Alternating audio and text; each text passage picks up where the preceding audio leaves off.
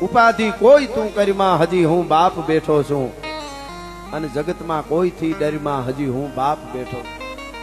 ઉપાધિ કોઈ તું કરીમાં હજી હું બાપ બેઠો છું જગતમાં કોઈથી ડરમાં હજી હું બાપ બેઠો છું તારા સંતાપ ખંભે લઈ જગતના તાપ ખંભે લઈ ફેંકી દઉં સાત સમુદ્રમાં હજી હું બાપ બેઠો છું